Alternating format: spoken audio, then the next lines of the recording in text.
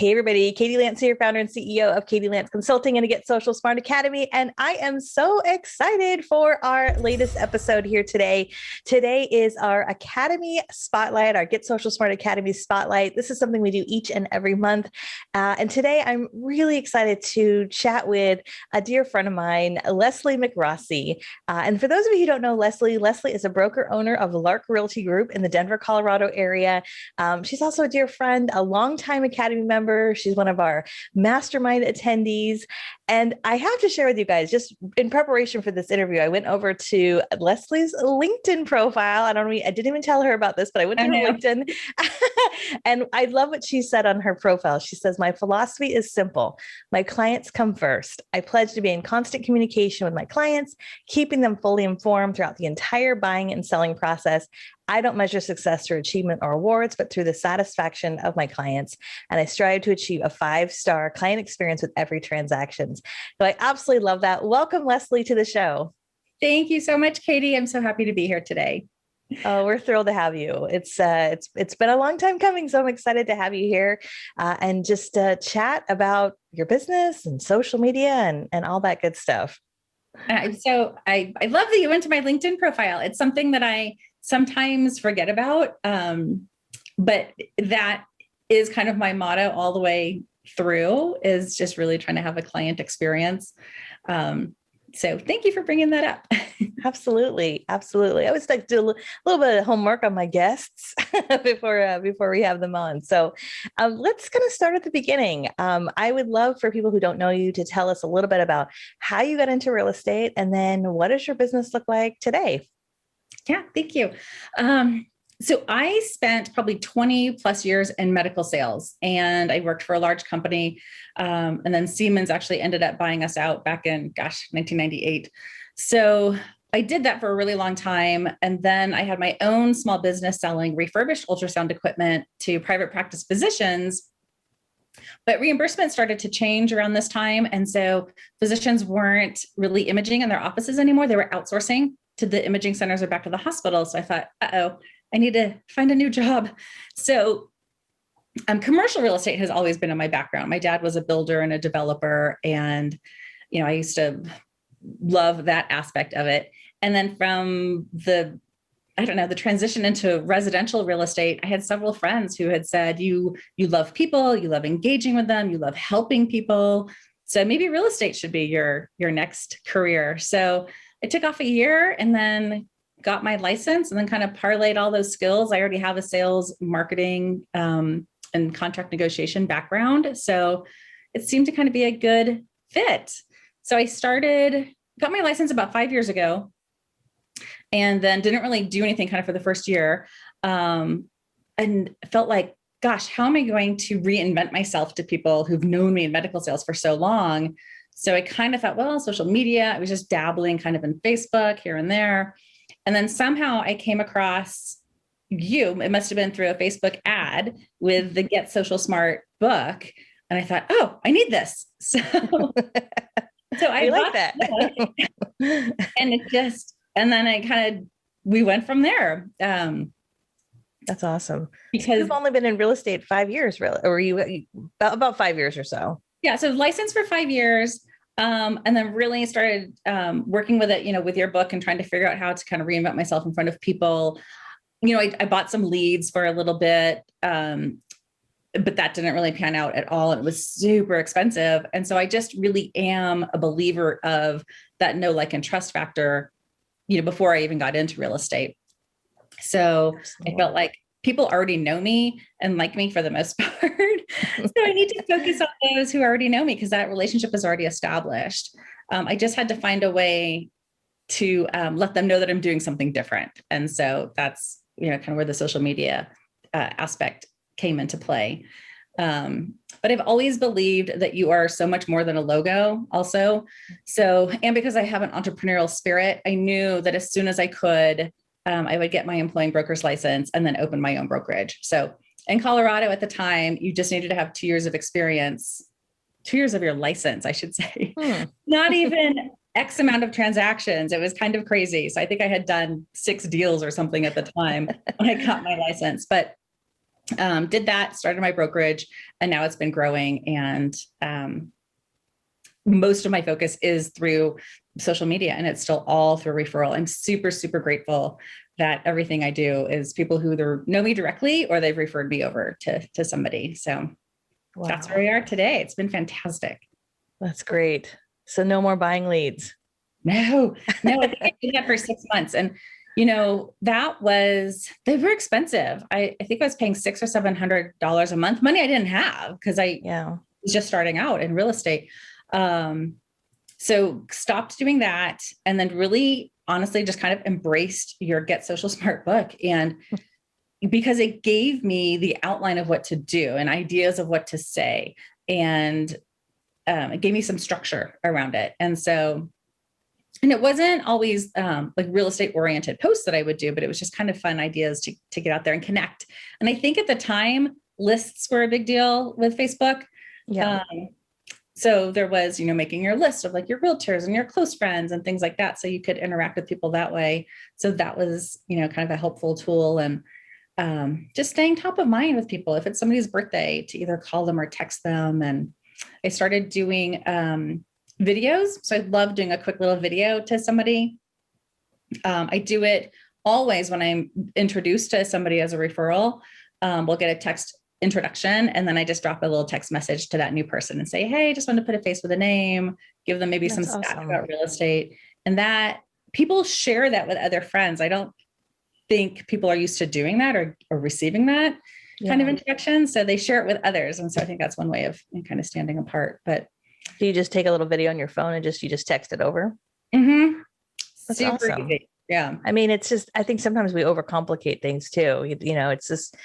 It's just that extra little effort, that's just one extra little thing that helps you stand out, among others. Yeah. That, and it's nice. For me, I'm always super impressed if I like message you maybe an Instagram messenger and then you do a voice text even, or like a voice memo back. Yeah. It's so much more personal. And I think, oh my gosh, she took the time to say something. And then there's just another personal connection there. I love those audio messages, but I guess selfishly because I don't have to be on camera. So you can just send a quick audio message. But I agree. I find that when I do that, there's always sort of this reaction of like, oh my gosh, like there's just something about hearing someone's voice, whether it's through that or whether it's through video. It's just that extra layer of being personal. Mm-hmm. I agree. I love it so much. It just makes a nice difference. That's for sure. Absolutely. So let's kind of unpack the social media stuff a little bit. What are you doing right now that you feel like is working really well?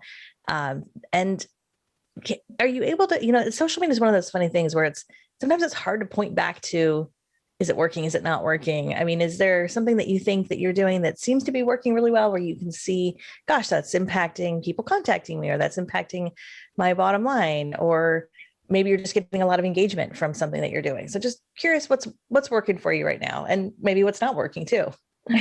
Because I have the experience now where I can see what does work and what doesn't work. And I mean, I think it was probably something that you've always encouraged us to do is done is better than perfect. So I always have it on my desk because I find that I get in my head and then I don't want to do something until it's perfect, or I know exactly what I'm saying, or I have to look a certain way, or whatever it might be. But with social media, I've just started kind of jumping out there and doing things. I've learned to kind of stay in my lane in certain things. Before I found you, I was constantly chasing the next shiny object of social media, this or the guru for that. And I can't do that. And there's no reason to do that because you have it all. So thank you. I'm super grateful for that. So I found that I don't do everything. I wanted to, I love, some other people who do amazing YouTube videos and they're so professional and they're so chock full of education. But when I tried to do that, it didn't work. It didn't come out naturally or authentically. It felt forced. And so as much as I wanted to do that, I scrapped that. So I really stick with Facebook. Facebook is, it is my personal platform. I know most everybody on there. I'm really selective on who I become friends with. Just because you send me a Facebook request, I'm not going to accept you. And I do that for a variety of reasons. I don't know you. And so I don't necessarily want you in part of my personal life. But I have found that on Facebook, things that work are just me still being me and still being personal and still engaging with my friends. When I post certain things that are real estate related, they kind of get glossed over unless it's something super cool, about a house or a room. Nobody wants to hear me posting those things. But every once in a while I do, because people need to remember that this is my job. And then the other platform that I've really embraced is Instagram. I love Instagram for so many reasons. And I think there was a little concern where there was a recent announcement that, it was not going to be a photo sharing app anymore, which is not true. They're just putting a little more focus on the video side. So I'm trying to just kind of embrace what you have said too, of just getting in there and doing it. And so video seems to work and I love it. And so my future strategy is kind of composing 5 different areas of video on Instagram when it comes to Reels and IGTV, which I love because that's kind of where I put my educational content now, which is unscripted, but a little bit longer than the 60 seconds. So it kind of lives there. The videos in my grid, and then stories. I mean, Instagram stories are so fantastic and they are like free, fast real estate advertising or just advertising of yourself right there. And they're so fun to make too. So those all work. And what I love about Instagram too, is I connect with other realtors in other cities and states. I don't necessarily follow realtors in my Denver market, just because then I get derailed and think, oh no, this person's doing that. Maybe I need to shift gears. And so I don't want to do that. I just want to focus on what I'm doing. But I do kind of network and, build those relationships with outside realtors. And that has really helped. I have now like realtor Instagram friends. One person, we went to social media marketing world together and got adjoining rooms a couple of years ago. And I can learn from others. So one, it's a networking tool. So we refer people back and forth. I've absolutely gotten referrals off of Instagram. It's been fantastic. And if you see something that someone's doing, you can kind of save that post for inspiration for something that you can do and adapt it for yourself in your own market. So I think that's a great idea. Yeah. My Facebook friends don't want to hear all about real estate. Well, and I think it's interesting that you bring that up because I feel like I have a very similar experience between Facebook and Instagram, and they're similar but different, right? I mean, it's just different in who you're connected to. I feel like, excuse me, I feel like Facebook is still a lot of people who knew me from way back then, sort of in other chapters of my life, and it sounds like you kind of feel that same way. And Instagram, there's a mix of that, but then there's also people that you don't know that you've just connected through Instagram, which is also really kind of a cool thing. I know. I love it. And then I think their focus with Reels is to really kind of put your information and content in front of people who don't know you and don't interact with you. Right. So now that I finally jumped in, I was terrified to do Reels, but I loved them. I love your Reels. And you guys, I'm going to put Leslie's Instagram handle below, so no pressure, but first of all, follow Leslie. Second of all, check out her Reels. I remember before you were doing Reels, we were like messaging back and forth and I was like, you can do it. You can do it. Just do it. And now you guys, she's got the music. She's got she's pointing and totally creative. I'm like, okay, you surpassed me on the Reels. You got it. So funny. But that's kind of this perfectionistic side. I don't want to do anything unless I can produce something super perfect. And it just doesn't need to be that way. But I messaged you for 6 or 8 weeks. I'm going to do it today. I'm going to Sunday, I'm doing it. And then I was like, didn't do it. I'm terrified. And don't you feel like now that you've done a bunch of them, now all of a sudden you get a lot of ideas for that would be a good one, or, I could do that. They just sort of pop up in different scenarios. Yes. And what I love about that too, is I try to kind of make my day be a documentation day. So I have folders on my phone for either music that I hear. So if I hear a song, on the radio, I'm like, that would make for a really good reel. Or if something's happening during the day, then I just kind of document that. And then definitely, in your explore page for Reels, you're getting fed all kinds of information. And so, my plug for Reels is doing trending music, but listen to the words because you want to make sure it's the right song. That's a very good point. Every trend. Your image that you're putting out there. So I think I need to be aware of that. But then take something you see and then tweak it for, real estate. And some of mine are, I would say some of mine are fun. Not really. I guess most of them are somehow real estate related. But what I have learned with that too, and again, it's all a learning process, is, I will do an Instagram post following my insights and seeing when my audience is on, and that will do well. My reels do better at night if I post them after 7:30 at night. So those that I have posted during the day, like when my audience is on, maybe get 400 or 500 views, but anything I post at night gets over 2,000 views. So interesting. Oh my gosh. And that was true too. When I did my first reel and I messaged you, I'm like, I have 1,000 views. And I thought I was going viral. No, I see people get like hundreds of thousands.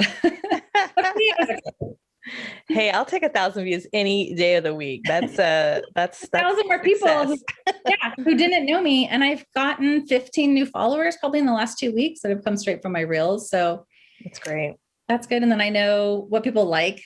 My top reels are the ones that are lip syncing versus some of the other ones. So now I know people and I think what's great is, it's all related to what you're doing. It's not, I mean, yes, I saw some that you're doing lip syncing and things like that, but it's all related back to who you are, and it's related to real estate. And it doesn't feel like it's this different version of you. Like it's just like an extension of you and your brand and your personality, and so I just think it's a lot of fun. And I think, like you said, you just have to kind of dive in and try it out and see what works. And I love that feedback about posting at night. I'm just thinking psychologically, a lot of people, you're busy during the day, you're working. And so I know I'm on social media a lot at night, just kind of scrolling through and watching videos and reels and whatever. So, that makes a lot of sense. I'm going to try to try that. My next reel, posted at night. Oh my gosh. Did I just teach Katie something? I'm so excited. You did. I love it. I absolutely love it. That's awesome. So we got Facebook, we've got reels. There's a lot of people who watch our podcast, or listen to our podcast, watch our videos, who are just struggling with social media. They're overwhelmed. They feel like, oh my gosh, they just feel like it's just a big time suck. Do you have any advice for people who were just feeling overwhelmed with what to do and where to do it? I mean, you mentioned the whole done is better than perfect, which I'm a huge believer in, as you know, but I know it can just feel really overwhelming, and we tend to overanalyze things and then we don't do anything. Right. So I'm just wondering if you have any advice for that person. I do, because that's really where I was when I first read your book, because you did an amazing job at outlining all of the different mediums and what to do and how to do it. So I felt like I needed to do everything, but you can't, because then I just didn't want to be this Jill of all trades and then not doing anything well or learning from it. And so for me, I just zoned in on my key areas of Facebook, Instagram, and then I use LinkedIn, because those are like those 500 plus connections are all people that I actually know and have worked with. And so I keep that still professional. I'll do like a blog post or something that could be evergreen for wherever you're living. So I would say that you have to go with whatever's natural and feels good for you. Some people really love Pinterest, for example, and Twitter. Yeah. I don't know anything about Twitter and don't want to be there, but it might be natural and feel authentic. So it's really finding the niche where you're most comfortable and you show up authentically and can shine, because don't try to be everything to everybody. And I think that comes through. So, and it's okay. I think I've realized and learned that too, that as much as I wanted to have this great YouTube channel, currently it's not for me. So hopefully sometime it'll get there.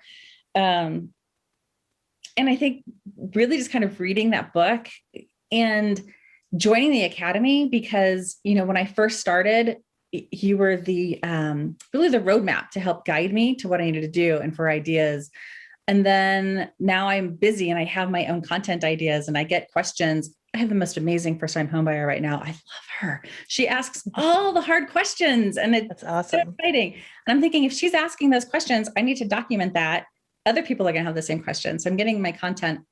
But now where I've kind of shifted with the academy is I don't have time to know what's trending and what changes are happening, but I know I can go to you. And so I know I can always log into my academy site and see what's happening. Great example. I really enjoy doing Facebook Lives.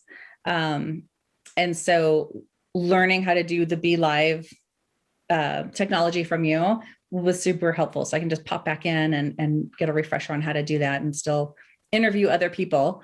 Cause I think that's important. And I think I just went on this huge tangent, but no, it's great. No, I so appreciate that. Start with, the roadmap of what you guys provide and experiment with it and see what feels good and what feels right and what comes natural and doesn't feel forced. And if you have to sit down and think, oh no, I need to plan out this content and then it needs to be posted here, here, and here, and here, and I can't do it and I'm overwhelmed, then don't do that. Just take a couple of little chunks but you got to get started. And another tip that you have given, which is so hands down true, is you have to give to get. And so I really focus on that, both on Facebook and on Instagram. If you're on Instagram, read somebody's post, like read the post or flip through the carousels and find something that resonates. Don't just give a little heart emoji. Find something that speaks to your heart and then authentically respond back to somebody. And that's really how I've developed friendships on Instagram. And Facebook it is definitely my personal platform and it's always coming from my heart. So any interactions that are on Facebook are that. Wow. That is such great advice. And one of the things I've actually been trying to do with Instagram, I'll just throw in a little tip here, I guess, is that, most of what I do on Instagram is on my phone, but what's nice about the desktop version of Instagram is that you can still comment on people's posts and you can just type more, right? And so I love, like, to your point of not just clicking that like button, clicking the heart. Like if you have 5 minutes and you can scroll through on the desktop version of Instagram, it's a lot easier to write like a sentence or two. And a sentence or two comment on Instagram is like, whoa, someone took the time to write a couple, like that's very meaningful. And, I think that goes back to your point of just being a giver and just paying attention, being a noticer, of what's going on. So I love that. If you like something that someone's done, it's easy to, if you like their story or you like their post that they have or whoever you're following, maybe it's, I like wine. And so I do a Wine Down Wednesday. I love that. I love my wine. I love wine. I'll just share it. And so you can share it onto your story. So give people love that way too, and brag about other people. I have a ton of cool people who are business owners in my life that I love to kind of to brag about and authentically, of course, and share their information. I didn't know you could do that on I'm always on my phone for Instagram. I didn't know that I could go to my desktop and do something too. Yeah, there's not a whole lot you can do on the desktop version of Instagram, but I've just started doing that recently, and I just found that it helps to make those. I can just write more. It's more of a meaningful comment. I can use someone's name. I can, just write something a little bit more thoughtful. And I just find that if I only have time to just comment on a few things, I'd rather do that than scroll through and like 30 things. Right? It just feels a lot more authentic. So I thought I'd share that tip. Yeah, I love what you did too about pinning comments. I didn't realize that too. So I love when somebody gave some really, really thoughtful feedback on a post that I did. It was with a seller who was so grateful that they got as much as they did for their house. And so instead of being greedy, like some sellers are kind of being right now, he was over the top grateful. And so he gave a credit for some stuff and then also bought a home warranty. And so she made a really thoughtful comment about that. And so I pinned it up to the top because it was very kind. And that's great. I want other people to see that there is some real engagement going back and forth. And I just wanted to brag on my seller because he was amazing. So yeah. Oh, I love that. Yeah. For those of you watching, if you don't know, when you're on Instagram, there's a little button where you can just basically kind of swipe right next to someone's comment. Don't delete the comment because the trash can button is also right there, but there's a little pin button and you pin it. And then basically it brings that comment to the top. And also that person gets a notification, and it's kind of a flattering thing. Like, oh, they pinned my comment. They must have really like, so it's just a nice little thing. So I love that you mentioned that. This is awesome. Well, Leslie, I know we could go on, and I'm going to keep you on for a few minutes longer because we love to have a few extra questions exclusive for our podcast listeners. So will you stay with us for a few more minutes? Absolutely. I would love to. Awesome. All right. So for all of you watching over on YouTube, we would love if you'd hit the subscribe button and the bell button so you get notified when we have new videos that come out each and every week. And if you're listening to this thinking, okay, I need to get a handle on my social media like Leslie has, we are going to link to my book, Get Social Smart, below. And also we would love for you to check out our Get Social Smart Academy. You can go to katielance.com/academy to get the scoop on what that is all about. So Leslie, thank you so much for being with us today. I absolutely loved our conversation today. Thank you, Katie. It was really wonderful. And I just can't say enough for you being kind of our beacon in the world of social media. I'm super grateful. Thanks. Thank you so much. All right, so we're gonna take this conversation over to the podcast. So if you're watching on YouTube or Facebook or Instagram, and if you are not aware of our podcast, we've got the Katie Lance podcast where we do lots of fun interviews. We talk about all things, not just social media, business, personal, family, motherhood, all kinds of good stuff. We'd love for you to check us out over there. And we are going to keep Leslie on here for a minute. We're going to ask her a few bonus questions only available on the podcast. So thank you guys for tuning in, and we'll see you next time. Bye for now.